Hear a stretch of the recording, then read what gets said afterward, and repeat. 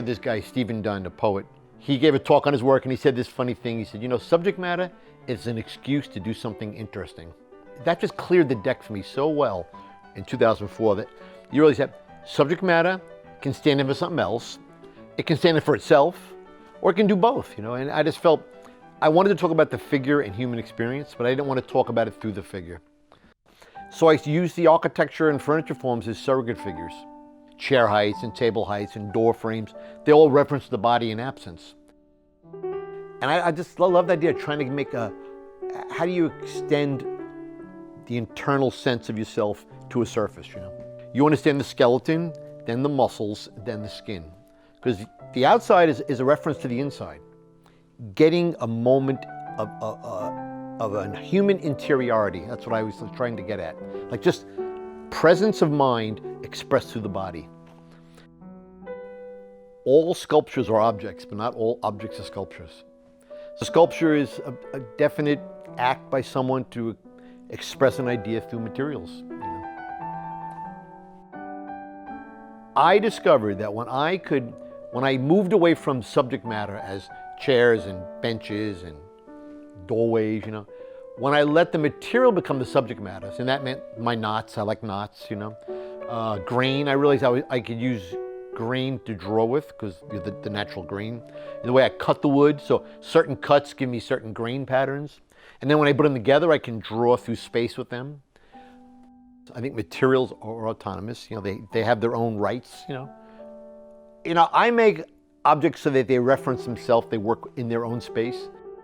And I find that all of a sudden, in that body of work is a logic emerging, and I start to pick up on it. And if I realize I'm doing 3 things in each piece, like I've got 3 goals, and I try to have goals in a work. I want to talk about a compression of space.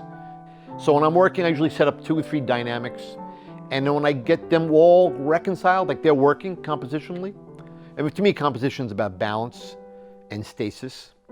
There's physical balance, like gravity is one of my partners, you know. If it's standing on its own and it feels right, usually I say done. And someone asked me this question, your work seems to really be about balance and structure. And why is that? I said, I guess because the world's so messy, I'm just trying to make it a little more orderly. You know, in this little place where I work.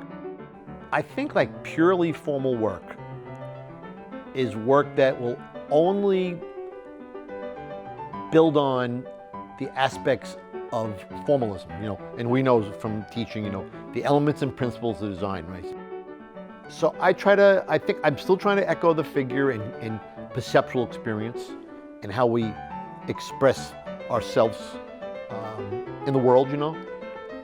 I'm at the point where I think I've just got it where they're almost seamless. And that's kind of where I feel good about right now with this work, you know.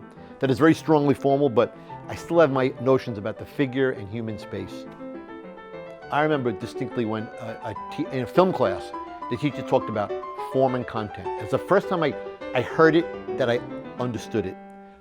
Form is the thing that explains the content. I mean, it was like a lightning bolt through my head, you know. To me, I think form is content. And then sometimes I have subject matter in there, which can tie into the form. There's this phrase in baseball, I say this all the time. They say, analyze and you paralyze. So hitters can learn all this stuff and know the pitcher's game, and you got to go up there and you just have to hit.